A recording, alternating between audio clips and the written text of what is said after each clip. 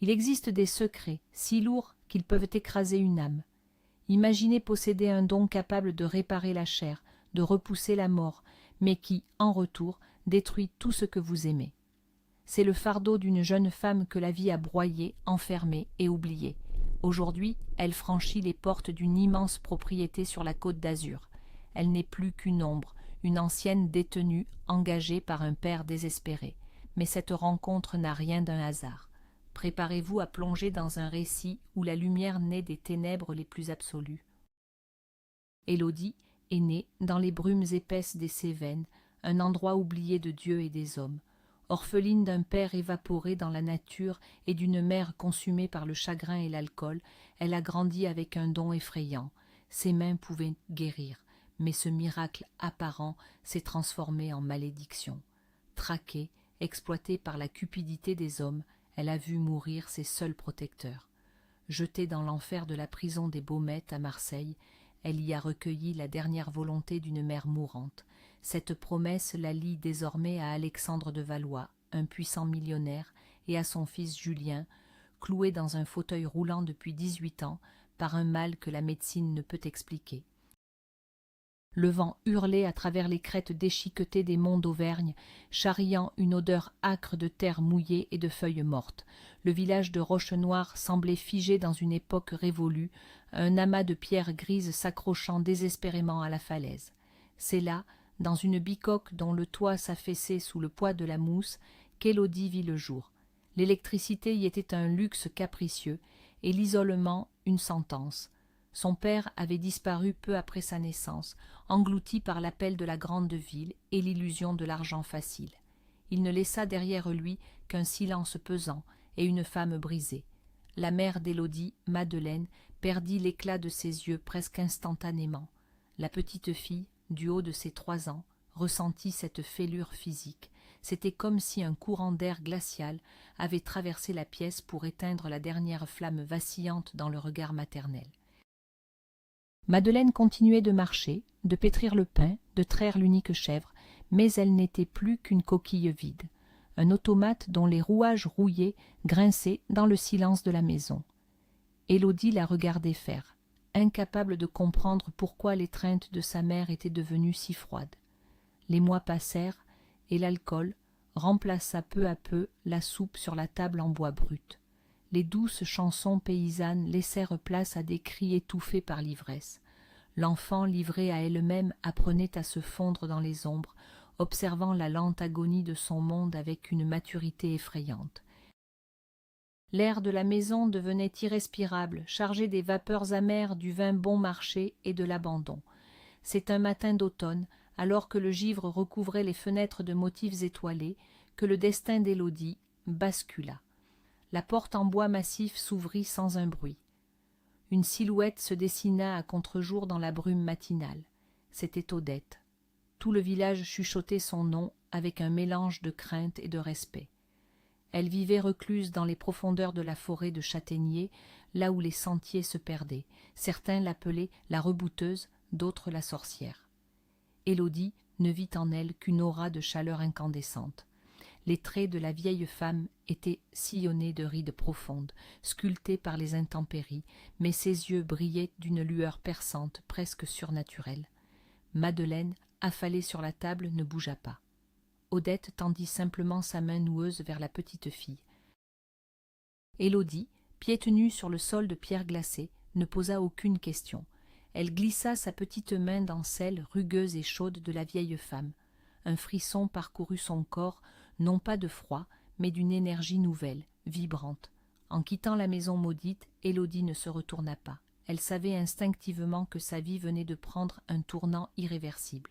La forêt les avala, les enveloppant de ses senteurs de résine et de champignons, comme pour cacher la petite fille aux yeux d'un monde trop cruel. La cabane d'Odette était un sanctuaire de bois et de pierre, dissimulé au cœur d'une clairière que le soleil peinait à percer. L'odeur piquante de la sauge séchée et du thym sauvage flottait en permanence dans l'air confiné. C'est dans ce huis clos végétal qu'Élodie découvrit la véritable nature de son existence. Odette ne parlait que rarement. Elle enseignait par le geste, par le regard, par le souffle. Elle lui montra comment écouter la sève couler sous l'écorce des chênes centenaires, comment ressentir la douleur d'un animal traqué avant même de le voir. Mais Élodie possédait quelque chose de plus puissant, de plus mystérieux encore. Un après-midi, alors qu'elle errait près d'un ruisseau tumultueux, elle découvrit un faon, la patte brisée. La créature gémissait, condamnée par la loi impitoyable de la nature. Sans réfléchir, guidée par une force viscérale, Élodie posa ses deux petites mains sur la fracture ouverte. Une chaleur fulgurante, presque douloureuse, jaillit de ses paumes. L'air autour d'elle se mit à onduler, vibrant comme au-dessus d'un brasier. Sous ses doigts écarquillés, l'os se replaça dans un craquement sourd, et la chair meurtrie se referma.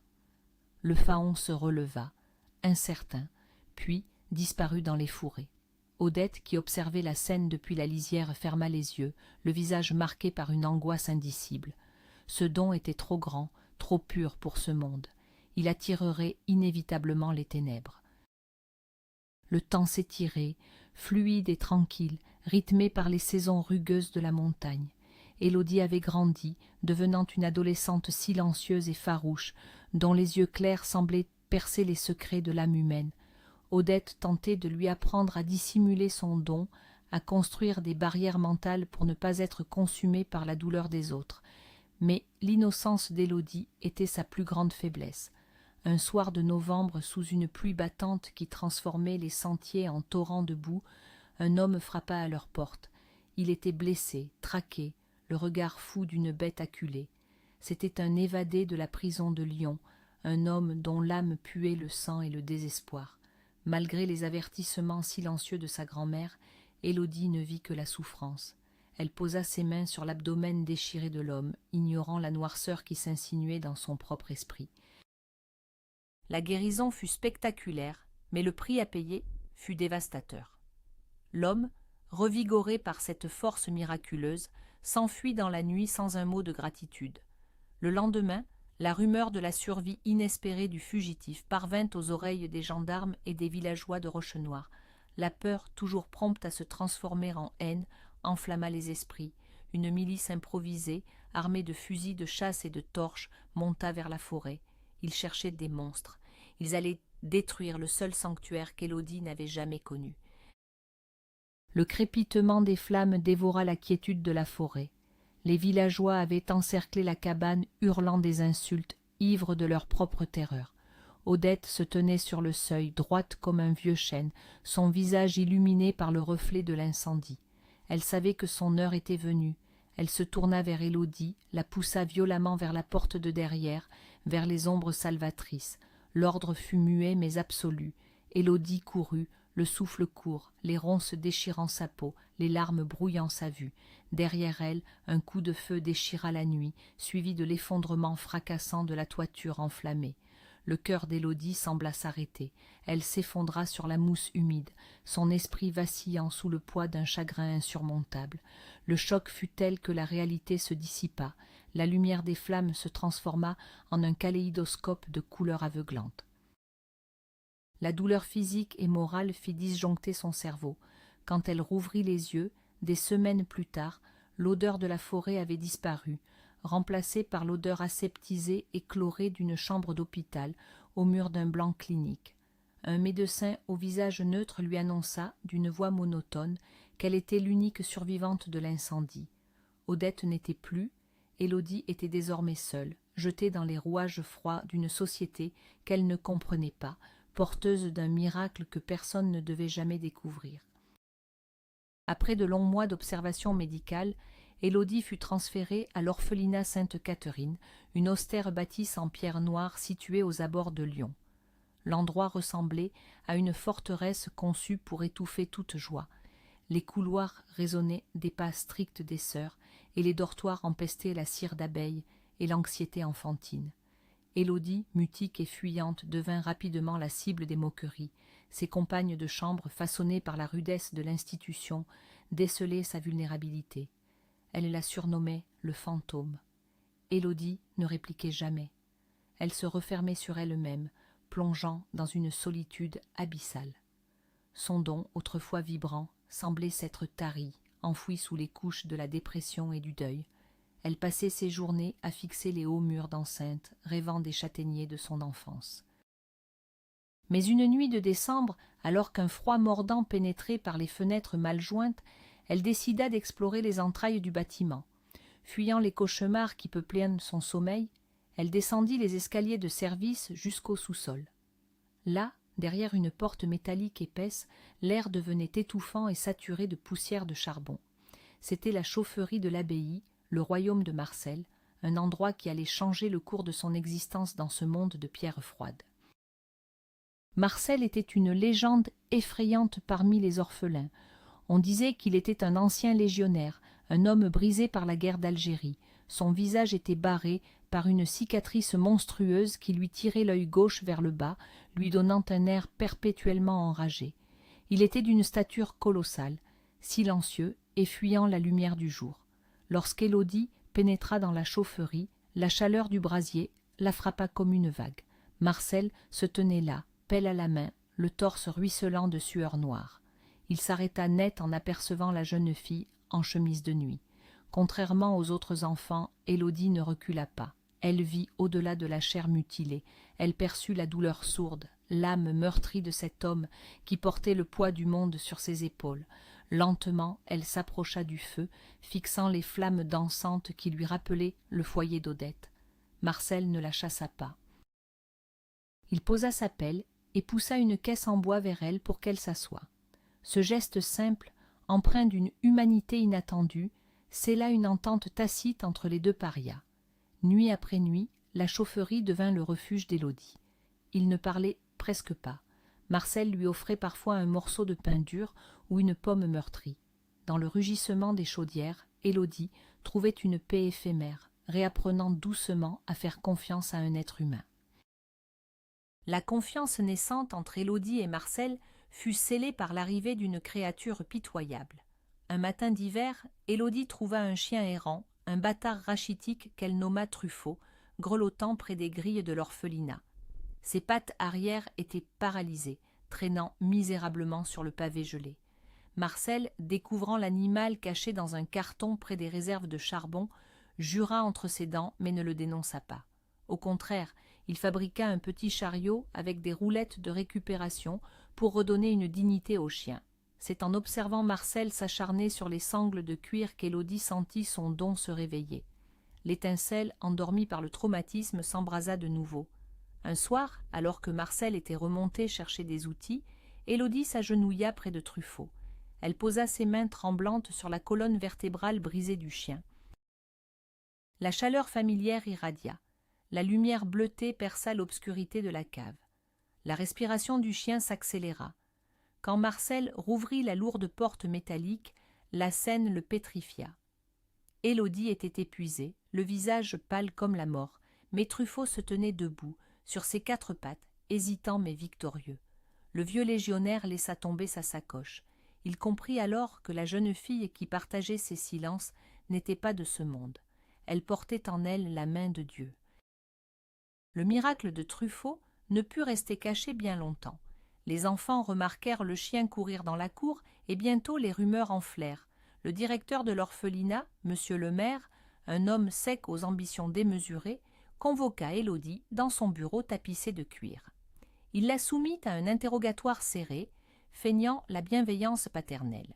Élodie, naïve et désireuse de plaire, céda. Elle accepta de soigner le canari arthritique du directeur. La démonstration fut foudroyante. L'esprit mercantile de Lemaire s'emballa. L'orphelinat était au bord de la faillite, les toits fuyaient, les subventions fondaient. Il voyait en cette adolescente chétive une mine d'or, une attraction capable de sauver son institution et de lui offrir la gloire. Sans demander l'avis de Marcel, Lemaire organisa un voyage à Paris. Il avait contacté un producteur de télévision avide de sensations fortes. Élodie fut habillée d'une robe de velours trop grande pour elle, coiffée avec raideur, et jetée dans le tumulte effrayant d'un studio de la capitale. La lumière crue des projecteurs la brûlait, le brouhaha des techniciens la terrifiait. On lui présenta un enfant gravement malade sous l'œil impitoyable des caméras. Le maire souriait, attendant le miracle. La pression sur le plateau de télévision était écrasante. Élodie sentait des centaines d'yeux avides braqués sur elle. L'atmosphère artificielle, chargée d'ondes électriques et d'attentes cyniques, étouffait son don. Elle posa ses mains sur la poitrine de l'enfant malade, mais le flux d'énergie refusait de jaillir. La connexion avec la terre, avec les forces primitives qu'Odette lui avait enseignées, était rompue par le béton et les câbles. Les secondes s'égrenaient, lourdes et embarrassantes. Des murmures d'impatience parcoururent le public. Le maire, rouge de colère, lui susurra des menaces à l'oreille. La panique envahit Élodie. Son esprit se fractura. Au lieu de guérir, elle absorba la douleur de l'enfant d'un seul coup comme une éponge saturée. Elle s'effondra sur le sol immaculé du studio, secouée de convulsions violentes, vomissant de la bile devant des caméras qui filmaient sa chute avec avidité. Le scandale fut retentissant. Traitée d'escroc, de simulatrice, Élodie fut ramenée à Lyon dans l'opprobre général. Le maire, humilié publiquement, la relégua au fond des dortoirs, interdisant aux autres orphelins de lui adresser la parole. Elle était redevenue le fantôme, mais cette fois un fantôme honteux, écrasé par la culpabilité et la certitude que son don l'avait abandonné pour toujours. Le retour à l'orphelinat marqua le début d'une descente aux enfers. L'isolement d'Élodie était total. Seul Marcel observait sa déchéance avec une sourde inquiétude. La jeune fille maigrissait à vue d'œil, son teint prenait une teinte cadavérique, la noirceur de l'échec la dévorait de l'intérieur. Marcel savait qu'elle ne survivrait pas à cet enfermement punitif. Le maire prévoyait même de la faire interner dans une institution psychiatrique pour se débarrasser du problème.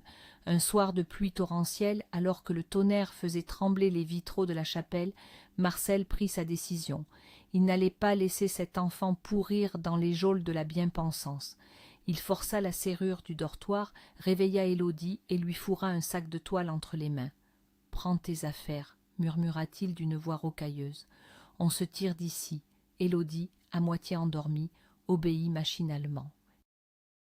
Ils récupérèrent Truffaut dans la chaufferie, volèrent quelques provisions dans le garde-manger et s'échappèrent par une poterne rouillée.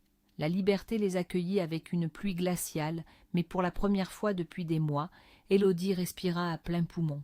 Ils marchèrent toute la nuit, s'éloignant des lumières blafardes de la ville, s'enfonçant vers le sud. La cavale commençait, une vie de nomades, de vagabonds, unis par les cicatrices de leur passé. Les mois qui suivirent furent rudes mais curieusement réparateurs. Marcel, Élodie et Truffaut sillonnaient les petites routes de campagne, descendant lentement vers la Provence. Ils dormaient dans des granges abandonnées, travaillaient à la journée chez des paysans pour un repas chaud ou quelques pièces. Élodie retrouvait progressivement le contact avec la terre. En marchant pieds nus dans l'herbe couverte de rosée, elle sentait son énergie revenir, timide mais pure. Marcel veillait sur elle comme un père féroce, tenant à distance les regards trop insistants des hommes. La jeune fille devenait une belle jeune femme, son visage marqué par une gravité qui fascinait. Ils finirent par échouer dans un village viticole près de Cassis, baigné par le soleil écrasant de la Méditerranée. La mer, avec son immensité bleue, émerveilla Élodie. Ils trouvèrent refuge chez Madame Roux, une veuve revêche et avare, qui accepta de leur louer une cabane délabrée au fond de sa propriété, en échange de travaux épuisants dans ses vignes. Pour un temps, l'illusion du bonheur sembla s'installer.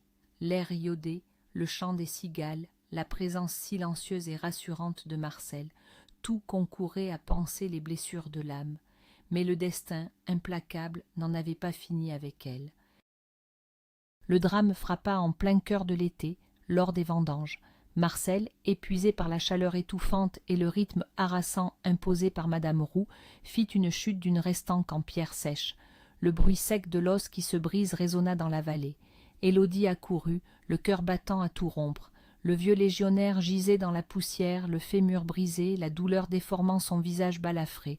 Il n'avait pas d'argent pour l'hôpital, pas de papier, pas d'existence légale. L'angoisse s'empara d'Élodie. Marcel refusait catégoriquement qu'elle utilise son don, sachant à quel point cela la vidait de son énergie vitale. Mais elle ne l'écouta pas. Cette nuit-là, dans le secret de leur cabane étouffante, Elle concentra toute sa puissance sur la jambe mutilée de son sauveur. La guérison fut lente, douloureuse, arrachant à Élodie des gémissements d'épuisement. Au matin, l'os était soudé, mais la jeune femme s'effondra, victime d'une fièvre foudroyante. Madame Roux, alertée par les gémissements, surprit la scène. Son esprit calculateur vit immédiatement le profit qu'elle pouvait en tirer. La vieille propriétaire, loin de les chasser, commença à élaborer un plan machiavélique. Élodie venait de tomber dans un nouveau piège, plus insidieux encore que celui de l'orphelinat. Madame Roux transforma la cabane en une sorte de sanctuaire clandestin.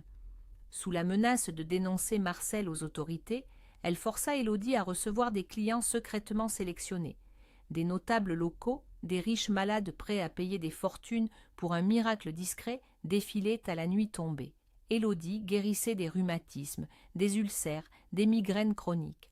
À chaque intervention, Madame Roux empochait des liasses de billets, ne laissant aux deux marginaux que les miettes de cette fortune macabre. Marcel fulminait, impuissant, rongé par la culpabilité de voir la jeune femme s'épuiser pour lui. L'énergie sombre des maladies qu'elle extirpait s'accumulait dans le corps d'Élodie. Ses yeux se cernèrent de violet, sa peau prit une translucidité inquiétante. Elle devenait l'ombre d'elle-même, vidée de sa substance vitale pour enrichir une marâtre cupide. Truffaut lui-même semblait ressentir l'angoisse de sa maîtresse, pleurnichant doucement à ses pieds lors des crises de léthargie qui suivaient chaque séance. La situation était intenable. Élodie sentait que son don se corrompait, que la magie pure des Cévennes se transformait en un poison vénéneux. Il fallait fuir, encore une fois, mais Madame Roux, ivre de sa nouvelle richesse, redoublait de vigilance. La confrontation était inévitable, couvant sous la chaleur suffocante de la Provence. La tragédie explosa une nuit d'octobre, portée par un mistral violent qui balayait la côte. Élodie, épuisée par une séance particulièrement rude sur un industriel cloué par la goutte, dormait d'un sommeil profond, presque comateux. Nul ne sut jamais si c'était l'œuvre d'un client mécontent, d'un concurrent jaloux du filon de Madame Roux, ou une simple négligence. Toujours est-il que le feu prit dans les broussailles sèches entourant la cabane. Les flammes, attisées par les rafales hurlantes, encerclèrent le cabanon de bois en quelques minutes. Marcel, réveillé par la fumée âcre, hurla le nom d'Élodie. L'air était brûlant, irrespirable. Il saisit la jeune femme inerte, la chargeant sur ses larges épaules, et défonça la porte en feu. Dehors, c'était le chaos. Truffaut aboyait frénétiquement. Marcel déposa Élodie, qui reprenait à peine conscience en toussant du sang, à l'abri près du puits. C'est alors que le vieux soldat crut entendre le chien gémir à l'intérieur du brasier. Sans réfléchir, poussé par son instinct protecteur, il plongea à nouveau dans la fournaise. Le toit, fragilisé, s'effondra dans un grondement terrifiant, projetant une gerbe d'étincelles vers le ciel noir. Élodie hurla, un cri déchirant qui se perdit dans le vacarme du vent. Le chien Truffaut était pourtant là, tremblant contre ses jambes. Marcel s'était sacrifié pour un fantôme. L'aube se leva sur un paysage de cendres et de désolation. Les pompiers et les gendarmes pullulaient autour des restes fumants de la propriété. Le corps carbonisé de Marcel fut retrouvé sous les décombres. Élodie, prostrée, le visage couvert de suie et les poumons brûlés, n'avait plus la force de pleurer. Le choc émotionnel l'avait replongée dans un état de catatonie. Mais le cauchemar ne faisait que commencer. Madame Roux, paniquée à l'idée de tout perdre et voyant là l'occasion de se dédouaner, accusa Élodie. Elle raconta aux enquêteurs que la jeune femme déséquilibrée gérait un commerce illégal de soins occultes et qu'elle avait mis le feu pour détruire les preuves suite à une dispute. Sans papier, sans famille, incapable d'aligner deux mots pour se défendre, Élodie était la coupable idéale. Les liasses de billets calcinés retrouvés près de la cabane vinrent sceller son sort. Poursuivie pour exercice illégal de la médecine, escroquerie et homicide involontaire, elle fut jetée dans la mâchoire de la justice. Le procès fut expéditif. Son mutisme fut interprété comme de la froideur. Élodie fut condamnée à 4 ans de prison ferme. L'enfer des Baumettes, à Marseille, s'ouvrit pour l'accueillir. La lourde porte d'acier se referma derrière elle, écrasant ce qui lui restait d'espoir. La prison des Baumettes était une bête de béton qui broyait les âmes. Les couloirs résonnaient des cris des détenus, de la violence omniprésente, de l'odeur persistante de javel et de désespoir. Élodie, matricule sans nom, se laissa couler dans les abysses de la dépression.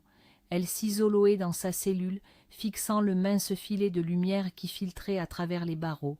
Son don s'était complètement éteint. Elle ressentait un vide glacial à la place de l'ancienne chaleur bienveillante. Pour survivre, elle se coupa émotionnellement du monde, devenant transparente, évitant les conflits de gangs, baissant les yeux face aux gardiennes. Le temps perdit son sens, se transformant en une bouillie grise de jours interminables. Pourtant, malgré son désir de disparaître, son aura apaisante attirait les âmes brisées. Elle finit par être affectée à l'entretien de l'infirmerie pénitentiaire, une tâche rude, mais qui l'éloignait de la cour de promenade. C'est dans cette ambiance chargée de désinfectants et de souffrances sourdes qu'elle allait faire la rencontre qui scellerait son destin final. Une femme, détruite par la maladie et les remords, occupait le lit le plus éloigné de la salle commune. Elle s'appelait Sylvie, et son passé était sur le point d'entrer en collision avec le futur d'Élodie. Sylvie n'avait rien à faire dans cet endroit. Ancienne femme du monde, habituée au luxe tapageur de la Côte d'Azur, elle purgeait une lourde peine pour détournement de fonds et trafic de stupéfiants. Mais la prison l'avait ravagée. Un cancer des poumons fulgurant la rongeait de l'intérieur, la réduisant à un squelette aux yeux caves. Élodie venait nettoyer le sol autour de son lit, silencieuse et efficace. Une étrange connexion s'établit entre ces deux femmes que tout opposait. Sylvie, sentant sa fin approcher, cherchait désespérément une oreille pour déverser le poison de sa culpabilité. Un soir, alors que la pluie martelait les fenêtres de l'infirmerie, Sylvie attrapa le poignet d'Élodie de sa main squelettique. « Écoute-moi, » murmura-t-elle d'une voix sifflante, entrecoupée de quintes de toux sanglantes. « Je vais mourir ici, et c'est mérité. J'ai détruit la vie de l'homme le plus bon qui soit. » Élodie, pétrifiée, tenta de se dégager, mais l'emprise de la mourante était d'une force désespérée. Sylvie lui raconta sa vie de débauche, sa trahison envers son mari, Alexandre de Valois, un brillant armateur de Cannes. Mais le plus insoutenable était la conséquence de ses actes sur son fils, Julien. Lorsque ces malversations avaient été découvertes, le choc avait été si violent pour le jeune garçon, alors âgé de 6 ans, qu'il s'était figé. Un blocage psychosomatique irrémédiable. Les mots de Sylvie coulaient comme une lave brûlante. Depuis l'arrestation de sa mère, Julien n'avait plus jamais marché. Ses jambes s'étaient atrophiées. Les meilleurs spécialistes du monde, les cliniques suisses, les neurologues américains, personne n'avait pu expliquer cette paralysie foudroyante ni la soigner. C'était la manifestation physique d'un traumatisme insoutenable. Alexandre, fou de chagrin, avait dépensé sa fortune pour tenter de sauver son fils, s'enfermant avec lui dans une vaste propriété sécurisée, loin des regards. Sylvie pleurait à chaudes larmes, son visage déformé par l'agonie. « Ils m'ont parlé de toi, Élodie. Les rumeurs circulent vite, même ici. On dit que tu as fait des miracles avant d'être enfermée. On dit que tu es une sainte ou une sorcière. Je m'en fiche, je te supplie. » Élodie recula, terrifiée.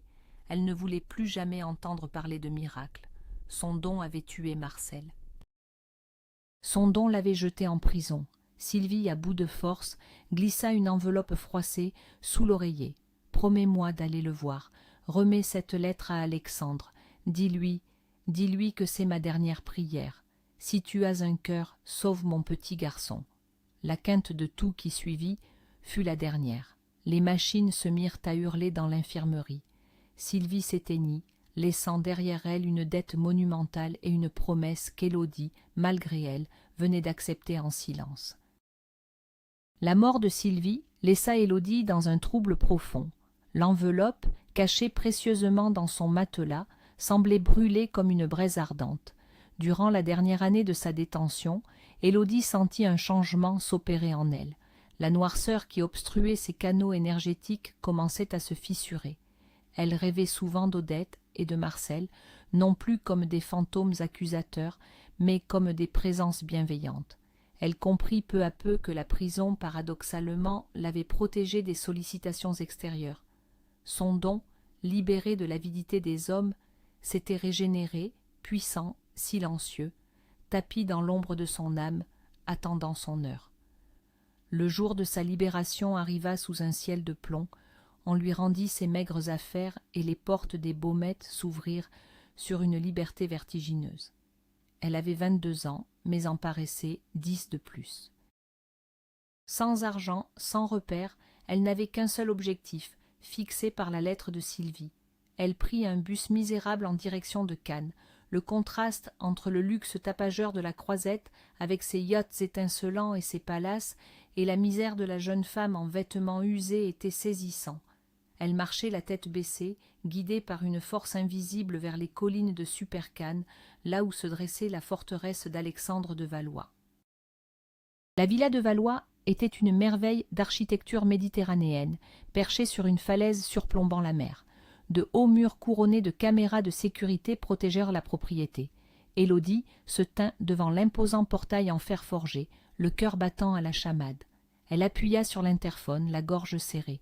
Une voix froide et métallique lui demanda son identité. « Je viens de la part de Sylvie », parvint-elle à articuler, la voix tremblante.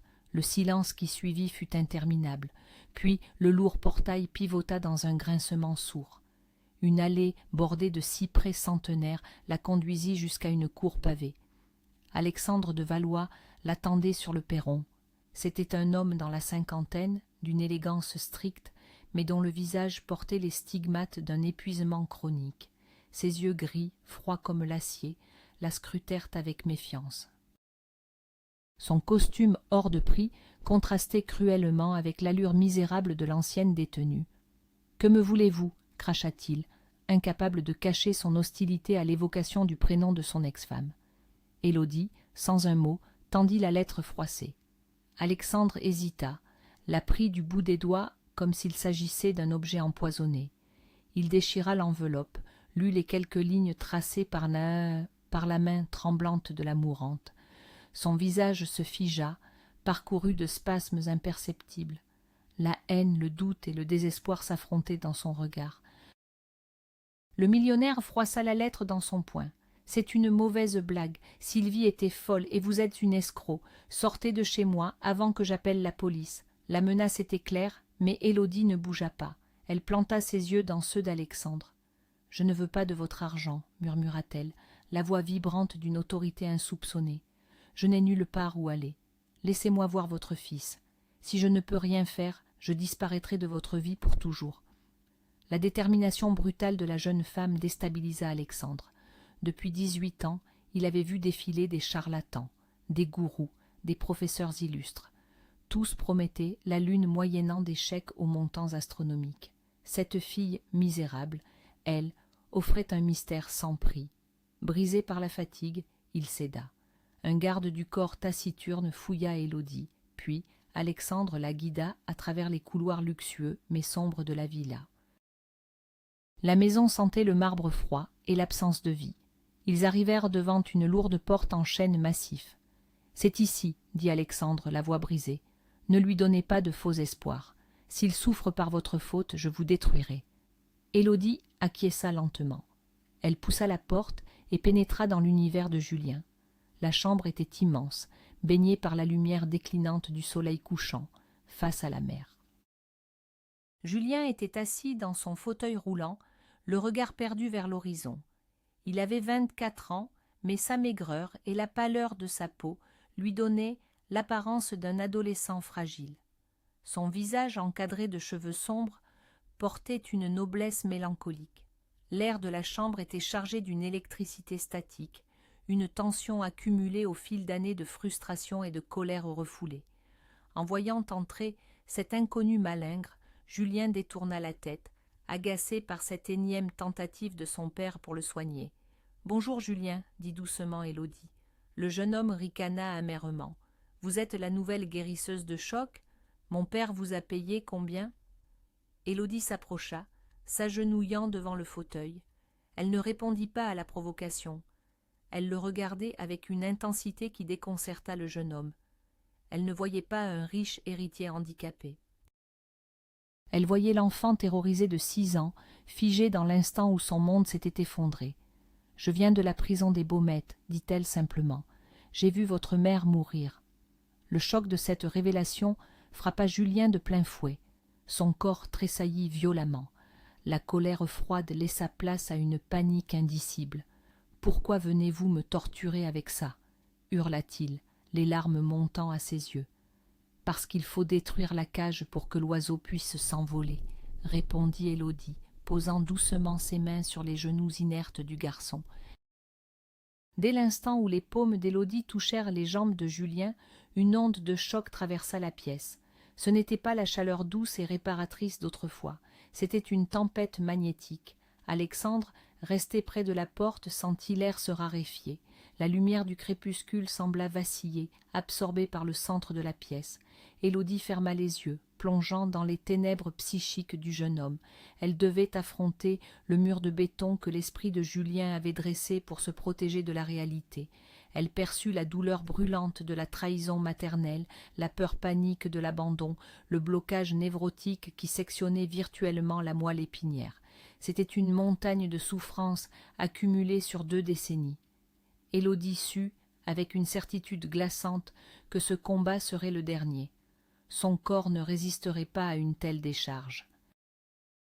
Elle devait transférer toute son essence, toute la force vitale que la nature lui avait prêtée pour pulvériser ce barrage invisible. Les mains de la jeune femme se mirent à briller d'une lueur incandescente, presque aveuglante. Julien hurla, non pas de douleur physique, mais d'une terreur primitive. La glace millénaire qui emprisonnait ses nerfs se fracturait. L'air ambiant crépitait, saturé d'ozone. Alexandre fit un pas en avant, terrifié, mais une force invisible le repoussa violemment contre la boiserie. La vision d'Élodie se brouilla. Elle ne ressentait plus son propre corps. Elle devenait le pont entre la terre et l'esprit fracturé de Julien. Elle s'engouffra dans la brèche, chassant les ombres à coups de vagues d'énergie pure. « Souviens-toi de qui tu es, suppliait-elle mentalement. Libère-toi. » Le jeune homme se débattait dans son fauteuil, ses bras se crispant sur les accoudoirs, son visage déformé par une grimace d'effort surhumain. Lentement, de manière presque imperceptible, les muscles atrophiés de ses cuisses tressaillirent. Un spasme violent parcourut sa jambe droite. L'énergie dégagée par Élodie était telle que les vitres de la chambre se fissurèrent dans un craquement sinistre. Une sueur froide ruisselait sur le front de la jeune femme. Des gouttes de sang perlèrent à ses narines. Elle donnait tout, franchissant le point de non-retour. L'étau psychologique de Julien explosa en milliers d'éclats de verre imaginaires. Le jeune homme sentit un torrent de lave se déverser dans ses membres inférieurs, une brûlure exquise qui réveillait la vie engourdie. Dans un râle d'agonie, Élodie concentra une ultime pulsation, jetant ses dernières forces dans la bataille. Puis le contact fut rompu. Le silence s'abattit lourdement sur la pièce, rompu uniquement par la respiration haletante d'Alexandre et de son fils. Élodie bascula en arrière, s'effondrant sur le tapis de soie, inerte, vidée, semblable à une poupée de chiffon désarticulée. Le chaos succéda à la stupeur. Alexandre se précipita vers son fils, hurlant au domestique d'appeler les urgences. Julien, les yeux écarquillés de terreur et de surprise, regardait ses propres jambes. Il sentait le contact du tissu sur sa peau, les picotements insoutenables du sang qui circulait à nouveau. Dans un geste instinctif, il posa ses mains sur les roues de son fauteuil et poussa sur ses appuis.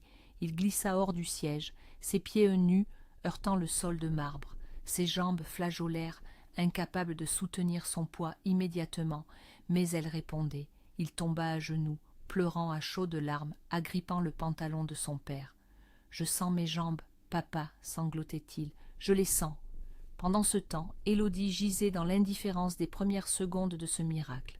Son cœur battait à un rythme erratique, presque imperceptible. Quand les ambulanciers firent irruption dans la chambre, la scène était d'un surréalisme absolu. Un jeune homme paralysé depuis 18 ans rampait sur le sol en pleurant de joie, tandis qu'une inconnue frôlait la mort sur le tapis. Élodie fut évacuée en urgence absolue vers l'hôpital Pasteur de Nice. Alexandre, tiraillé entre l'euphorie de voir son fils guéri et la responsabilité morale envers cette femme providentielle, ordonna que les meilleurs soins lui soient prodigués, quel qu'en soit le coût.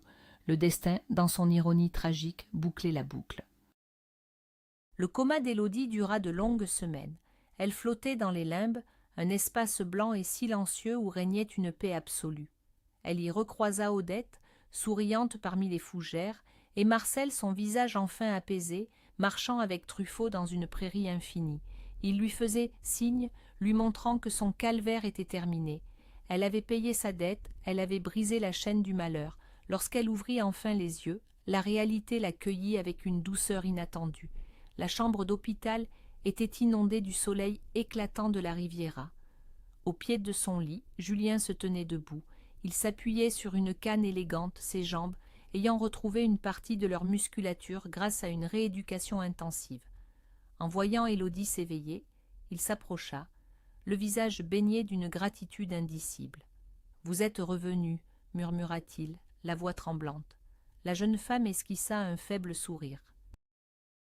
Elle sonda son esprit, cherchant l'étincelle de son don. Il n'y avait plus rien. Le vide, l'absence totale de magie. Elle était devenue une femme ordinaire, vulnérable et mortelle. Cette perte, loin de l'attrister, la soulagea d'un poids écrasant. La malédiction était levée. Elle n'aurait plus jamais à absorber les ténèbres du monde. Alexandre de Valois entra à son tour, l'arrogance disparut, remplacée par une humilité sincère. Il s'assit près d'elle, lui prenant doucement la main. « Vous nous avez sauvé la vie, dit-il sobrement. Maintenant c'est à nous de prendre soin de la vôtre. » Les mois qui suivirent la sortie de l'hôpital prirent l'allure d'un rêve éveillé. Alexandre de Valois, homme de parole et de principe, fit jouer toutes ses relations pour effacer le casier judiciaire d'Élodie, prouvant les circonstances atténuantes et les vices de procédure de son ancien procès. Elle fut accueillie dans la villa, non pas comme une employée, mais comme un membre de la famille. Julien, apprenant à marcher avec une assurance croissante, devint son compagnon quotidien. Entre la jeune femme brisée qui réapprenait à vivre et le jeune homme libéré de sa prison de chair, un lien d'une puissance indicible se tissa. Ils partageaient de longues promenades dans les jardins en terrasse, écoutant le ressac des vagues. Élodie découvrait le confort matériel, l'absence de peur et la tendresse. Elle ne guérissait plus avec ses mains, mais avec son sourire et sa présence apaisante. L'amour s'installa doucement comme une évidence, sans heurts ni déclaration dramatique, deux âmes cabossées, trouvant refuge l'une dans l'autre. Alexandre, voyant son fils revivre et s'épanouir, retrouva sa fougue d'antan. Il rouvrit ses chantiers navals, relançant la construction de ses voiliers de luxe. La maison de Cannes, autrefois un mausolée glacial, résonnait désormais de rires clairs et d'espoirs nouveaux. L'obscurité avait finalement cédé sa place à la lumière. 2 ans plus tard, un mariage intime fut célébré sur la terrasse surplombant la Méditerranée. Élodie, rayonnante dans une robe de soie blanche, s'avançait au bras d'Alexandre, tandis que Julien l'attendait sous une arche de fleurs blanches, debout sur ses 2 jambes, fort et confiant. Le passé n'était pas effacé, les cicatrices restaient visibles, mais elles n'étaient plus douloureuses. Elles témoignaient de leur victoire commune. Cependant, Élodie ressentait un besoin irrépressible d'accomplir un dernier acte pour boucler le cercle de sa vie. Elle demanda à Julien de l'accompagner pour un voyage. Ils prirent la route, remontant vers le nord, s'enfonçant dans les paysages sauvages et brumeux des Cévennes. Le village de Rochenoir avait presque disparu, avalé par la végétation avide. La maison de son enfance n'était plus qu'un tas de pierres recouvertes de lierre, mais Élodie ne s'y arrêta pas. Ils marchèrent dans la forêt de châtaigniers, guidés par la mémoire infaillible de la jeune femme. Ils arrivèrent à la clairière où se dressait autrefois la cabane d'Odette. Seules les fondations noircies témoignaient de l'incendie tragique. « C'est ici, » murmura Élodie en serrant la main de son mari. « C'est ici que tout a commencé. » Ils passèrent plusieurs jours dans un village voisin, engageant des artisans locaux pour nettoyer la clairière et ériger une petite stèle en pierre brute, un hommage silencieux à la femme qui avait forgé l'esprit d'Élodie et l'avait préparée à affronter le monde. Le vent soufflait doucement dans les feuillages dorés de l'automne, emportant les dernières traces de l'hiver de son âme. Assise sur un muret de pierre refait à neuf, Élodie ferma les yeux, savourant l'air vif de la montagne. Elle n'entendait plus les voix suppliantes, elle ne sentait plus le pouls affolé de la nature souffrante. Le don était bel et bien parti, mais il avait laissé derrière lui une sagesse immense. Julien s'assit près d'elle, glissant un bras protecteur autour de ses épaules. « Qu'est-ce que tu ressens » demanda-t-il doucement. « De la paix, répondit-elle simplement, posant sa tête contre lui. Une paix absolue. Leur histoire n'était plus celle d'une tragédie, mais celle d'une rédemption. Alexandre, resté à Cannes pour gérer ses affaires florissantes, préparait leur retour avec impatience. Ils allaient reprendre le cours de leur existence, bâtir une famille, naviguer sur les flots tranquilles de la Méditerranée. L'ancienne détenue, la fille maudite des Cévennes, avait sauvé l'héritier d'un empire en sacrifiant l'essence même de son être. Mais, dans cet abandon volontaire, elle avait tout gagné. Le soleil perça les nuages, illuminant la clairière d'une lumière dorée. Élodie sourit, prête enfin à affronter l'avenir, non plus comme un fantôme effrayé, mais comme une femme libre. Le passé dormait désormais sous la mousse des montagnes, et le reste de sa vie lui appartenait. Le sacrifice d'Élodie a rompu la chaîne de la fatalité, prouvant que même la magie la plus puissante ne vaut rien face à la force d'un amour véritable. Elle a renoncé à son don exceptionnel pour sauver Julien, gagnant en retour une vie de paix et de bonheur qu'elle n'osait plus espérer. Et vous, chers spectateurs, auriez-vous été capable de renoncer à un pouvoir extraordinaire pour sauver l'enfant de vos ennemis? Quel prix seriez-vous prêt à payer par amour? Merci d'avoir suivi cette bouleversante histoire de rédemption jusqu'au bout. Si ce récit vous a touché, n'oubliez pas de liker la vidéo, de vous abonner à la chaîne pour ne rater aucune de nos prochaines histoires cinématiques et de partager votre avis dans les commentaires. À très bientôt pour un nouveau drame inoubliable.